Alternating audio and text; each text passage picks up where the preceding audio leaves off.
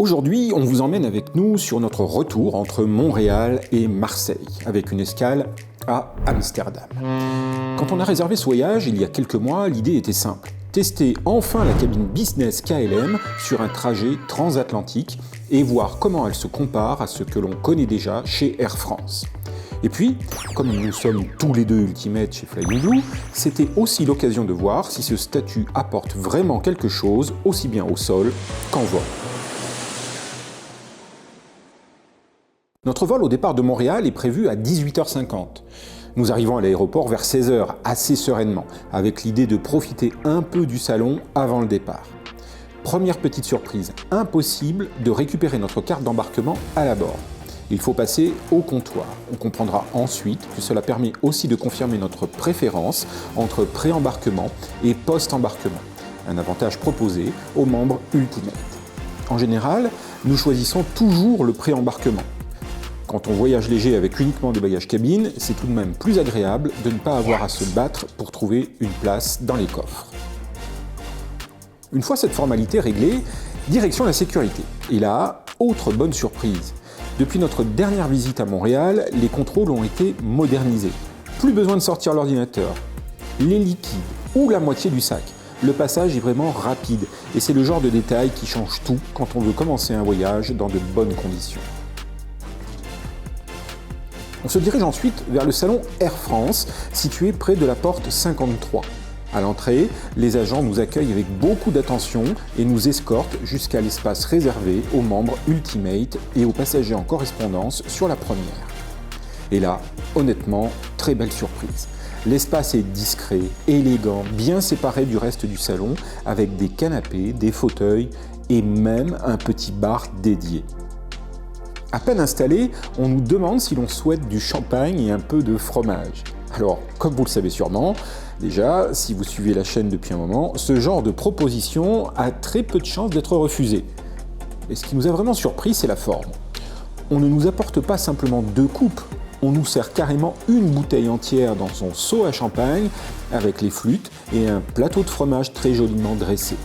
Franchement, c'était une très belle attention et une expérience Ultimate qui n'avait rien à voir avec ce que l'on avait connu à New York JFK dans une vidéo précédente. Le manager du salon viendra même nous demander si tout est à notre goût et nous confirmer que notre pré-embarquement est bien prévu. Donc, sur cette première partie du voyage, vraiment rien à redire. C'était un super moment dans un bel espace avec une équipe très attentionnée du début à la fin. L'embarquement est censé commencer à 18h15. Pourtant, vers 17h45, une annonce est faite dans le salon, indiquant que l'embarquement a déjà débuté. On voit les autres passagers se diriger assez rapidement vers la sortie. Donc forcément, on se pose des questions. On demande à l'entrée du salon si c'est bien le moment pour notre vol ou s'il s'agit d'un autre départ. Parce qu'aucun agent n'est encore venu nous chercher pour le pré-embarquement. Et là, le malaise est assez visible. Les employés du salon se regardent, un peu médusés, et l'on comprend rapidement qu'on nous a tout simplement oubliés. Apparemment, ce ne serait même pas la première fois. Bref, un des agents d'accueil nous escorte jusqu'à la porte où la file a déjà largement avancé. Nous scannons nos billets, nous avançons dans la passerelle et en fait, il ne s'agit pas d'une passerelle classique, mais d'une sorte de passerelle bus menant vers l'avion stationné un peu plus loin sur le tarmac. On nous demande d'aller jusqu'au fond pour ne pas gêner l'embarquement des autres passagers. Ce qui est logique sur le moment. Sauf que cette logique va se retrouver contre nous. On attend, puis on attend encore, 20 minutes, puis 25, puis 30. Une deuxième passerelle bus arrive et commence elle aussi à se remplir. Au bout d'environ 35 minutes, le convoi se met enfin en route pour rejoindre un avion qui se trouve à moins de 200 mètres. Et évidemment, comme nous étions tout au fond, nous descendrons parmi les derniers. Au total, il s'est écoulé environ 55 minutes entre le passage à la porte et le moment où nous avons enfin posé le pied dans l'avion. Disons que, sur le plan logistique, nous n'avons pas été particulièrement impressionnés. Une fois à bord, on découvre enfin la cabine business de cet Airbus A330. Et là, faut être honnête, la première impression, elle n'est pas extraordinaire. On sent immédiatement que l'on est sur un produit d'une autre génération, avec notamment la disposition des sièges en 2-2-2. Bon, ce n'est pas une catastrophe, loin de là, mais la cabine paraît clairement datée par rapport à ce que beaucoup de passagers peuvent attendre aujourd'hui d'une business long courrier. Le siège se transforme bien en lit à plat, et sur le papier, la longueur annoncée semble très correcte. Mais dans la réalité, l'espace utile est plus limité qu'on ne pourrait l'imaginer. L'espace pour les pieds est particulièrement étroit, notamment. À tel point que la largeur disponible se couvre presque avec une main écartée. Et même si la longueur totale annoncée paraît généreuse, toute cette longueur n'est pas réellement exploitable dans des conditions confortables.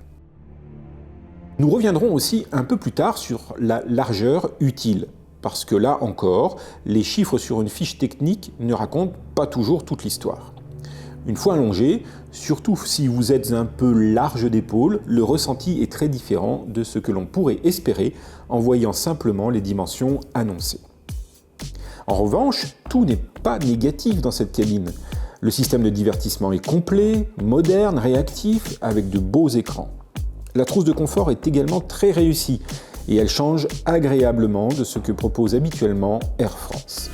Côté menu, le choix est plutôt intéressant, avec plusieurs options comme des raviolis à la ricotta et aux asperges, un risotto aux crevettes, des gnocchis sauce carotte ou encore un suprême de poulet avec purée de patates douces. Comme sur Air France, nous avions pu précommander un repas sans gluten. Nous étions donc assez curieux de voir si nous allions retrouver une fois de plus le grand classique poulet riz carotte que nous avons déjà croisé assez souvent. Alors la réponse dans quelques instants.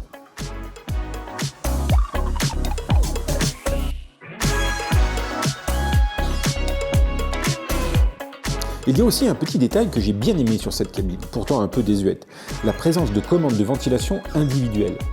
Ça peut paraître anecdotique, mais quand on aime contrôler un peu le flux d'air autour de son siège, c'est un vrai plus.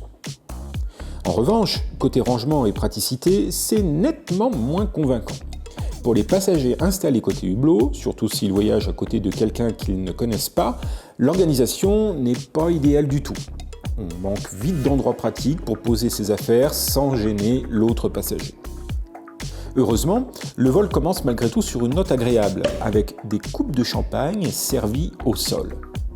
Et avant le décollage, on se dit quand même que, malgré quelques signaux d'alerte, il y a encore de quoi passer un bon moment. La cabine retrouve rapidement son calme, et l'on découvre les consignes de sécurité diffusées sur les écrans, avant de profiter des premières vues du départ.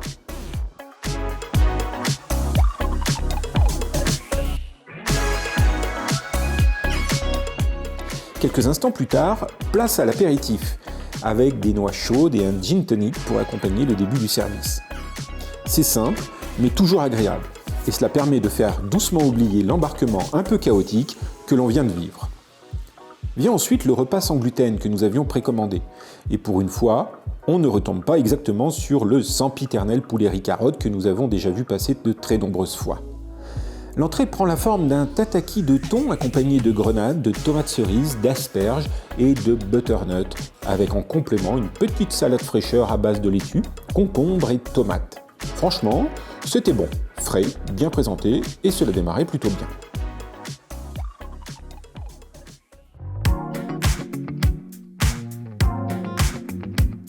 Pour le plat principal, nous avons droit à du riz, aux crevettes, avec quelques brocolis et des haricots verts. Là encore, c'était tout à fait correct. Ce n'était pas un repas mémorable, mais ce n'était pas non plus décevant. Et surtout, cela change un peu de ce que l'on a l'habitude de retrouver sur ce type de demande spéciale.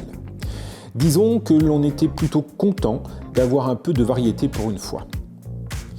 Comme souvent sur ces vols de nuit, finalement assez courts, il ne faut pas traîner si l'on veut dormir un minimum.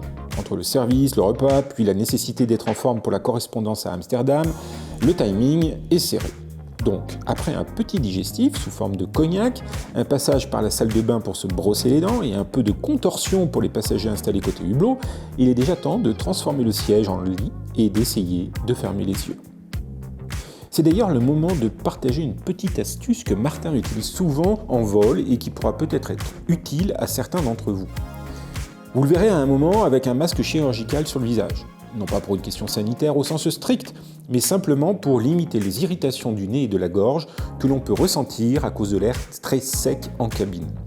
Sur ce genre de vol, et particulièrement sur des appareils où l'humidité est très basse, cela peut vraiment aider à arriver un peu plus frais et avec moins cette sensation de gorge sèche au réveil.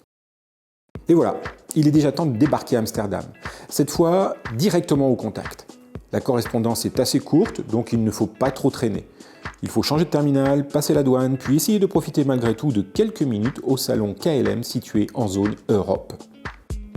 En revanche, un détail mérite d'être signalé. Malgré notre statut, aucun agent de sol n'est présent pour nous guider pendant cette correspondance. C'est pas dramatique, évidemment, d'autant plus que Schiphol reste un aéroport que l'on connaît plutôt bien. Mais cela contraste quand même avec certaines très belles expériences que nous avons déjà pu vivre ailleurs. À l'aller, par exemple, en transit à Paris, Charles de Gaulle, une voiture nous attendait pour nous transférer du terminal 2G au terminal 2F, et c'était franchement impressionnant. Ici, on revient sur quelque chose de beaucoup plus classique. Nous faisons donc un passage rapide au salon KLM Europe avec un petit détour par l'espace Ultimate. On est donc davantage sur une extension un peu plus calme du salon que sur une véritable bulle premium comme celle que nous avions à Montréal.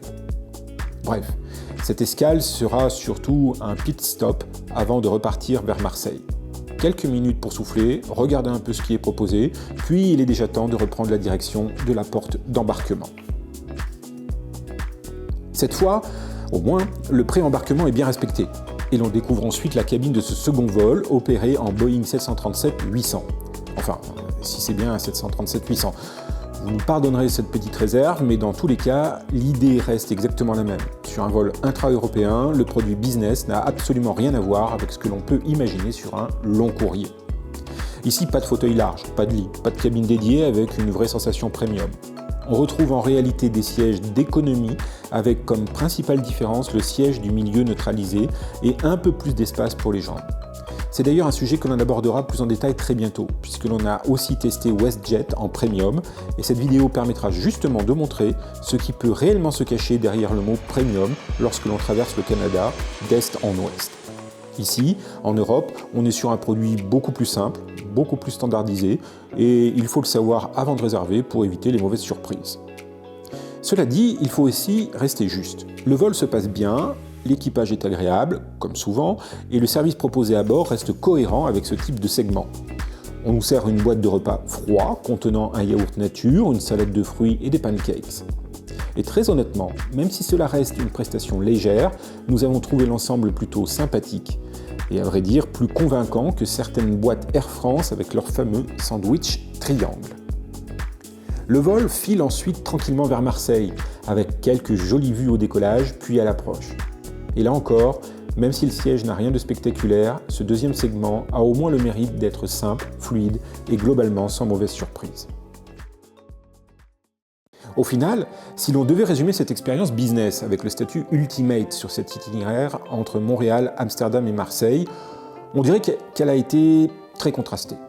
Il y a eu de très bons moments et notamment ce début de parcours à Montréal avec un salon vraiment réussi, une équipe attentionnée, un bel espace Ultimate et des attentions qui faisaient réellement plaisir. Mais il y a aussi eu des ratés assez évidents, en particulier au moment de l'embarquement à Montréal où l'on a été oublié malgré le pré-embarquement prévu, puis confronté à une logistique franchement peu impressionnante.